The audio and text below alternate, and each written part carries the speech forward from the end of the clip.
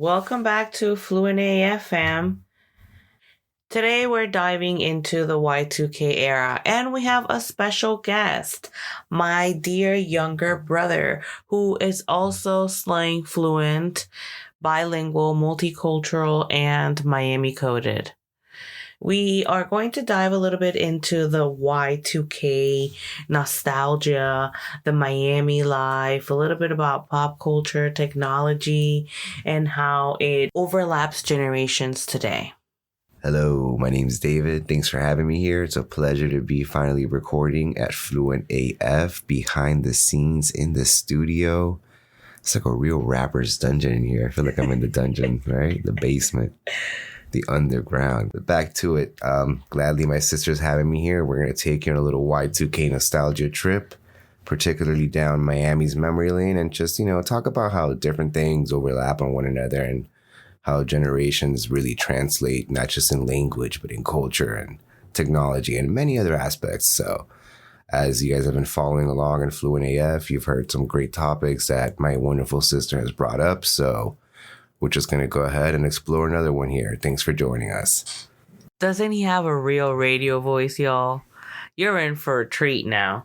So, yes, like my brother mentioned, like David said, we're going to get back into a little bit of nostalgia and how back in the day when you were hanging out and doing the Miami thing, you needed like 3 gadgets. You needed your phone, right? You needed your camera, and you lost one and you were screwed. And when I was a kid, I had the whole lineup, right? Like I had the BlackBerry, I had the Razor, the Nokia that could survive the apocalypse. And somehow I lost all of them. I always managed to lose my phones. It's crazy because you definitely had an updated phone every once in a while. And you would think, man, she's got the hookup. She knows exactly where to go to get the new phones to trade in, right? No, she just happened to lose her phone every so often. And, as you mentioned, you would walk around with 3 different gadgets. You had your phone, your camera, your iPod. You had to listen to music, capture the memories, and be able to call someone when it all went down. Yeah, no. I would lose something and it was a classic, I got jacked, bro. Always. Like, it never failed. Jesus Christ. My sister happens to lose something in a matter of 3 seconds. She says it's stolen. She lost it. She left it somewhere. And before you know it, it's deep down in the crevice of her bags. But yeah, but the best part is that was just normal, like Y2K, messy, chaotic, unhinged. Honestly, it was perfect.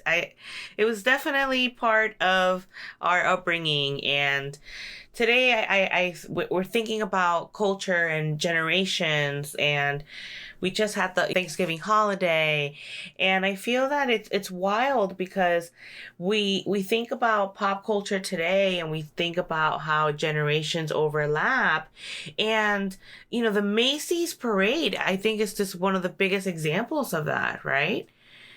That was a really good parade, actually. A very good production. It's been a while since I watched the parade entirely, and we had some really cool floats, some really, really cool balloons that we haven't seen in a while, and someone that we'd seen for quite some time now. So the Snoopy balloon was been there for forever. It's been transcending generations since grandparents, your parents, your uncle, the kids. Everybody knows Snoopy. Even if you don't know Peanuts and Charlie Brown, which we all do, Snoopy's balloon has been surviving forever. Yeah, even if you can't pronounce it, right? Even if you don't even understand what they are saying if you watch the show or whatever the reference is, the context is completely visual, and that is communication. It's language and it's intergenerational.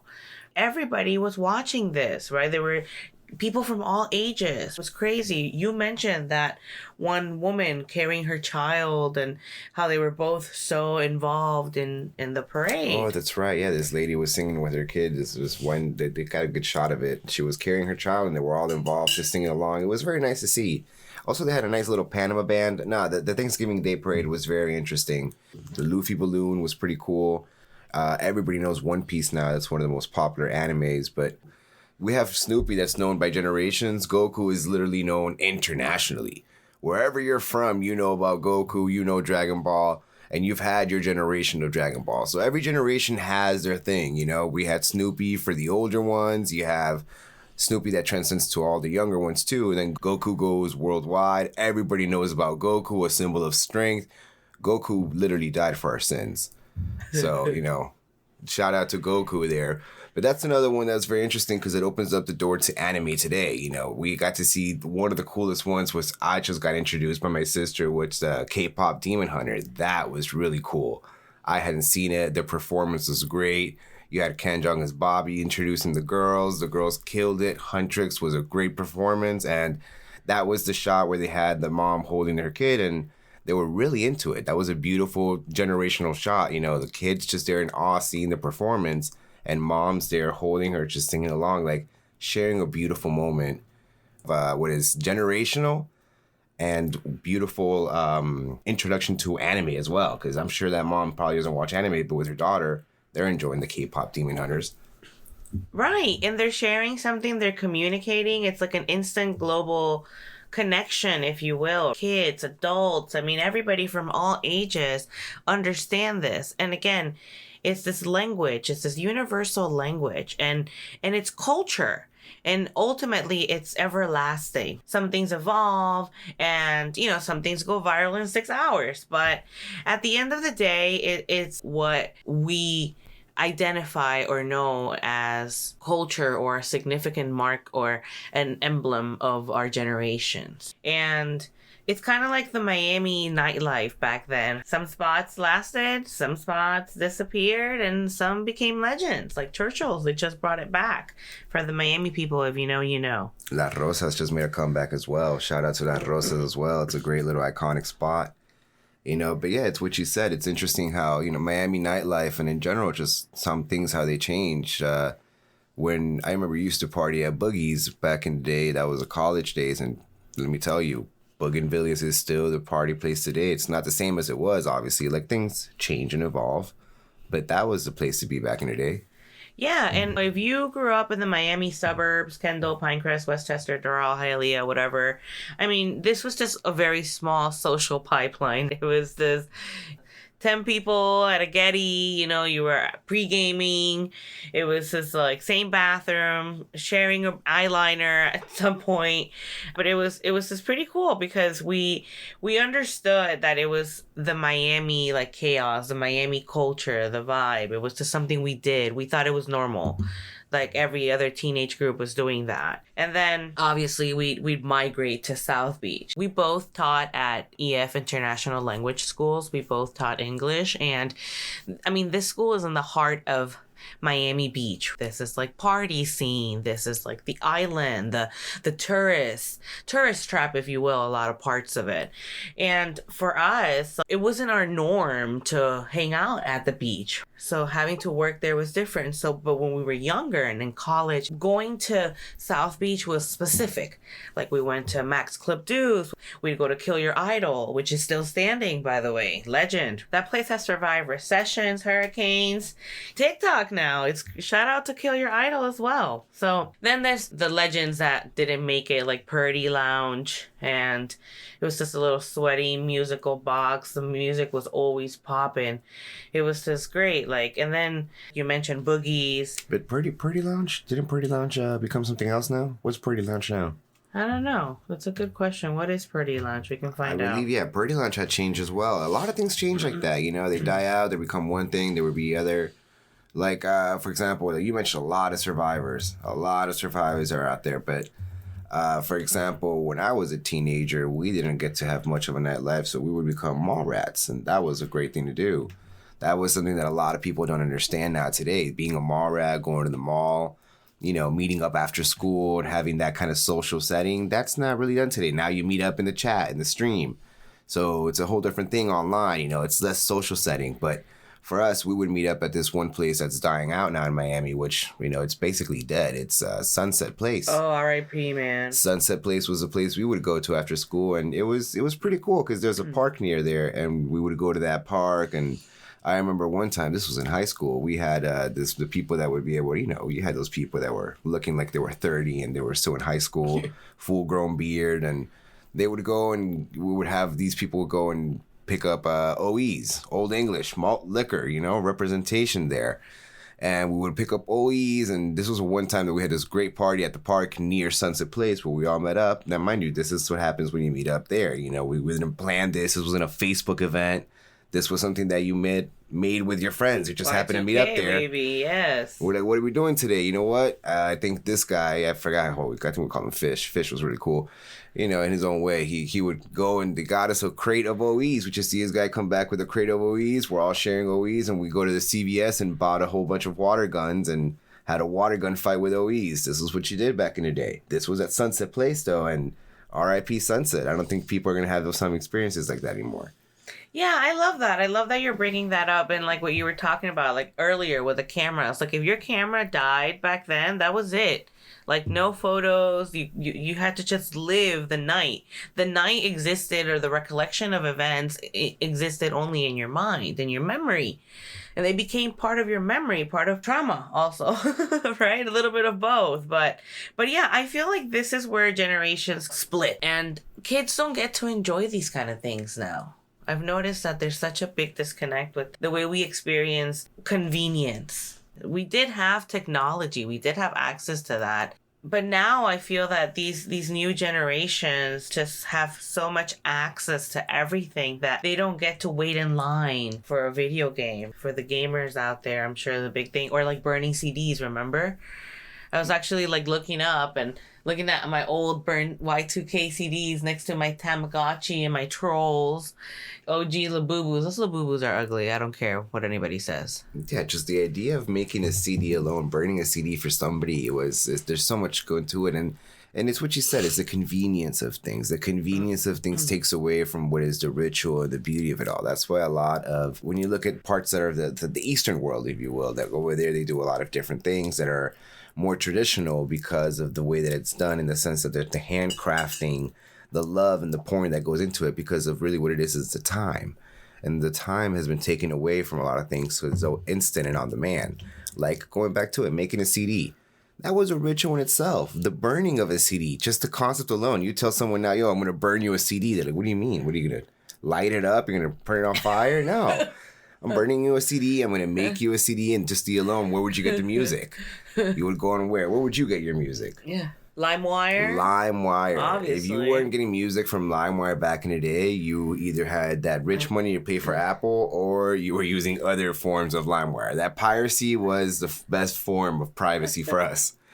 Ruining your family computer with a couple of viruses after you were trying to make somebody a CD was the best. Also trying to preview those songs, you know, because sometimes you would download a song and you'll get Bill Clinton's "My Fellow Americans, I do not have sexual relations." Yeah, you know, you had to look out for that one. Or my favorite with the Chopaholics. Chopaholics, you know, where'd you get that at? Those were the things you would have to experience back in the day, downloading from LimeWire.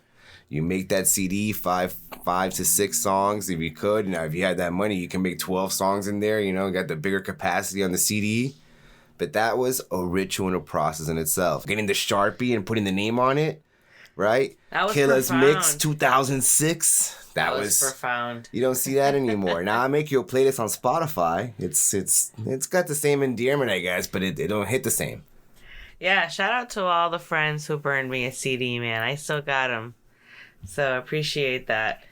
And yeah, it's the ritual of having something on demand is, I don't know, there's nothing there. There's no substance. There's no profound meaning behind what the craft. It's the craft of the matter, really. The same thing how some shows before, you know, there were seasons for a reason. You know, you would have to wait certain seasons to watch these shows. Nowadays, the most waiting you do is like for Stranger Things. People waited 2 years and they lost their mind. And I get it, you know, now since we're so used to everything being on demand. But I remember back in the day when you have to actually watch seasons and be like, oh man, I can't wait for the next season. That's going to be crazy. True. And then you would wait for episodes to release on Fridays. You know, you had to be there. If you missed it, you missed it. You had to watch the rerun. Same thing for video game releases. Now we have midnight release for video games. That was one of the best experiences ever. You stand in line midnight GameStop waiting for that release, and that's an experience of its own. See if somebody can take you, if your parents can take you. That was really, really cool. Again, these are the rituals that you would have to go through and the time process that you would spend back in the day. back in the Y2K days. Yeah, exactly. And listening to the radio. We had to listen to Power 96, Zeta. That whatever they were playing, that's what we knew. That was the 93 music. Rock, which actually recently, R.I.P. The Shark. The Shark just recently died. The Shark, wow. 104.3 The Shark. That was recently just died in the middle of the year. R.I.P. to them. Rest in peace and shout out to the Shark. You know, those are radio stations that kept us alive here. Yeah. Y2K Nostalgia really is that all these dying arts that we need to bring back. TikTok is cool and all, but bring back the radio. Listen. So we really feel that the music really spreads. And going back to that, let's, think about K-pop. We talked about how the Kpop Demon Hunters are just a complete transcendental and generational language music. I mean, it really just speaks to the world. When I watched it the first time, yes, I am a little late. I know this came out over the summer. We're talking about it a little late, but it doesn't matter because we are talking about nostalgic. So this is such an amazing global iconic production that even when my brother hadn't seen it because going back to the Macy's parade and the performance was just so amazing, but he was just like, what's going on? Like, I have to watch this, right? You were like, wait, what? Who are these people? So it was pretty interesting to me because I was introduced to it at work and my coworker only speaks Spanish. So the way I was introduced to it was just a whole different thing. So this is what kind of brought up the topic to my sister and why we're having this discussion today as well, is because it was just interesting to see how there's a whole different premise understood based on the language alone, but yet it's still enjoyed just as much. She's truly obsessed with the Demon Hunters, and she showed me the soda pop song in Spanish for the first time. So I'm here like, eres mi soda pop. Eres mi delirio. Eres mi martirio. Eres mi soda pop. And then I show it to my sister and we're like, this is a whole different song. It's a whole different movie. But yet the message and the enjoyment is still the same. So it gets you thinking, what other things, what things have changed over the years and over the times that get remixed, get left behind, or just get transcended into something new. And that was very interesting to see with that K-pop. The same thing with Latin music, Afrobeat, how back in the day, reggaeton had a complete different sound. Nowadays, reggaeton, especially with the Bad Bunny influence and all these other artists like, Karol G, etc., there's such a huge difference in sound to what we understood, especially living in Miami, the Daddy Yankee, the Ivy Queen, the Teo Calderon, Period. All these different artists. That was an old school reggaeton vibe. It's just, again, very interesting to see how so many different things are lasting. Some get forgotten and some just become a whole new different form that everybody enjoys in a different way. Yeah. And then vinyls. Vinyls coming back. I mean, we were lucky enough to inherit our father's vinyl collection, which is really grandiose, except that he has the tendency of writing his name in phenomenal cursive. He has beautiful handwriting right across the entire front cover of the vinyl. It's just in case you didn't know who it was. Just in case you didn't know who it belonged to, precisely. It's interesting because you have a Scorpion vinyl and you're like, oh wow, Scorpion. When did they release this Didier album? Didier, right? Scorpion Didier. This is really cool. Is this new? But I feel that that's just a way of nostalgia, always coming back, repackaging itself. They're selling vinyls at Urban Outfitters now. So it's still there, right? The nostalgia's still there. And I think that it's important to also point out how that is such a big part of culture and language, and how generations really will forever last and connect through these. Yeah, no, it's very interesting to see how just things differently. Everybody has a different way of experiencing things. Like everybody gets an introduction to what they enjoy, right? So my point is, what I like to see is how people get introduced to anime, for example. Everybody has enjoyed some form of anime. Right now, Kpop Demon Hunter, like we're still stuck on that one because one is just can't get over it. Like, as you may not enjoy one thing, it's brand new, and it literally has a balloon in the Macy's Day Parade next to what is an icon like Snoopy. Then you have things like a Barney, things that transcend that nowadays people don't understand. Like Same thing with sports. Nowadays you have kids growing up who don't know what a Cristiano Ronaldo or a Messi was in their prime. They never got to see Cristiano Ronaldo in a Real Madrid uniform battling it out with a Messi in a Barcelona uniform in their prime. These things that we got to see, that we get to experience right now. Miami has the remnants of Lionel Messi still leading them to titles, just winning their conference championship right now. And it's interesting to see how everybody gets an introduction to something. And we in Miami got to see a lot of different transcendence of what's going on now and different changes, really. Yeah. Yeah, iconic things, right, that become different places or locations that have transcended into something that was and now exists or is reborn, and then it's a different vibe. Like, that reminds me of, what was the place? The Foxhole. That is such a prime example of whether it lasts or not, it's just completely different. And we've seen that, right, as Miamians. I feel like that is such a big part of language and culture, how we've seen how it transcends. And for example, you getting introduced to something so global like Kpop Demon Hunters in Spanish, it's just iconic, and it only happens in Miami. Eso solo pasa en Hialeah. Forget it. No, yeah, it's Miami's life it's very interesting to see, because one side of it all, it's a very modern, very rich, ritzy life, and then the other side, it's a whole different vibe. It's more of a homey mom and pop kind of vibe, but yet all that's dying out because everything is changing. That's the one thing that never changes, right? Everything changes. Yeah, everything changes, everything transcends, but some things just always remain. Some things just will forever remain authentic, that true Miami nostalgia, and how it's just the whole vibe, it's a whole language, it's a whole state of being from Miami itself, living there, seeing how it's gone from Magic City. I love that. I love that we've been able to experience that and to also transcend with language and the lingo, the dialect, the understanding of it. Earlier today we were talking, and David works with a lot of Cubans, and he has perfected his Cuban, and I was so proud when I heard you earlier, right? I was like, yo, qué bueno, because mind you, we are not Cuban. We are Cuban by association. We've been to Cuba, yes, but we are not Cuban. If you're from Miami, you're part Cuban. You can be from anywhere in the world, and as soon as you come to Miami and you've lived here long enough, you're part Cuban. Mm-hmm.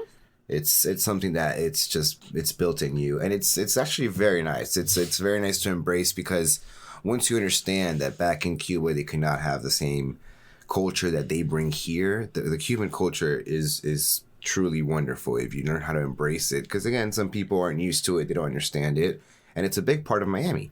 It's a big part of our nostalgia, and it's part of who we are here. If you're from Miami, you're part Cuban. You have your coladita culture, you have your cafecito, you have what is pastelito life, croqueta life. Bro. There's so many other things, but understanding Cubans that only speak Spanish is just what?